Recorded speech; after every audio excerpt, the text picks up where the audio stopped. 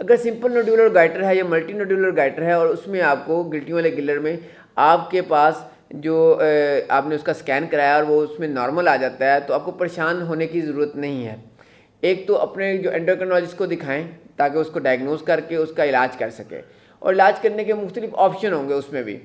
वो पेशेंट और डॉक्टर्स की अपनी है कि वो कौन से ट्रैक पे चलना चाहते हैं। नंबर 1 पे आप दवाई शुरू करेंगे जो कि गोली फॉर्म में आती है, नियोमरकाजोल के नाम से आती है, प्रोपाथायोरेसिल के नाम से आती है। आप वो शुरू करते हैं और उसको इस्तेमाल करके अपने थायराइड फंक्शन टेस्ट को सबसे पहले नॉर्मल करते हैं। अगर आपके थायराइड फंक्शन टेस्ट नॉर्मल आ जाए, उसके बाद आपके पास ट्रैक है। अगर नोड्यूलर गाइटर है या मल्टी नोड्यूलर गाइटर है तो उसके ट्रैक का हम डिस्कशन करें तो आपको डॉक्टर ये भी कहता है हम ये दवाई जारी रखें और उस पर डिस्कस करेंगे हम क्या करें। अगर आप कहते हैं नहीं डॉक्टर साहब मैं दवाई तो ज़्यादा खाना नहीं चाहता, तो उसके बाद एक ऑप्शन ये भी आ सकता है कि आपको रेडियो एक्टिव आयोडीन के कतरे पिला जाएं जिससे आपके गिलर के जो हिस्सा है वो जल जाए। नहीं तो तीसरे नंबर पर यह भी हो सकता है कि सर्जरी की ऑप्शन हो सकती है। तो ये तीनों ऑप्शन होती हैं अगर आपका जो नोड्यूलर या मल्टी नोड्यूलर गाइटर है वो बिनाइन है, उसमें आपको किसी किस्म की कोई कैंसर या मेलिग्नेंसी नहीं मिली। अगर मेलिग्नेंसी मिलती है तो surgery is the best option और वही ऑप्शन है जिसको अचीव किया जाता है। नंबर 2 पे जो हम ग्रेव डिजीज़ को डिस्कस करेंगे। Grave disease most common autoimmune disorder है जो कि आपको ये हाइपरथायराइडिज्म क्रिएट करता है।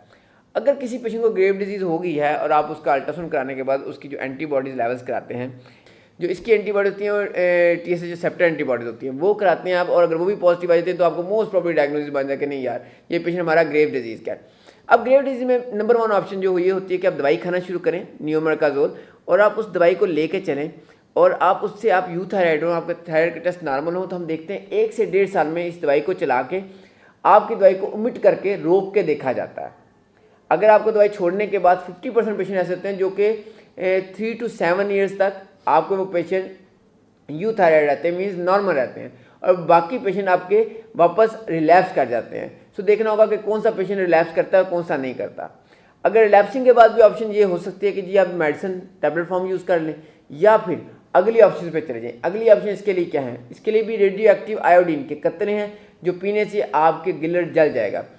वो किन पेशेंट में नहीं पिलाए जाते, जिनकी आइज इन्वॉल्व होती हैं इसमें, एक्सोएथालमस मीन्स जिनकी आंखें बाहर आना शुरू होती हैं हाइपरथायराइडिज्म में, उनमें वो कतरे नहीं पिलाए जाते, उनको बेहतर करके किया जाता है।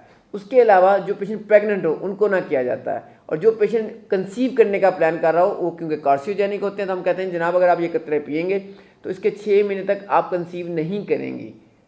उसके बाद जो इस ऑप्शन के अलावा तीसरी ऑप्शन हमारे पास है कि पेशेंट की सर्जरी करा दी जाए, सब टोटल थायरॉइडेक्टमी हो जाए।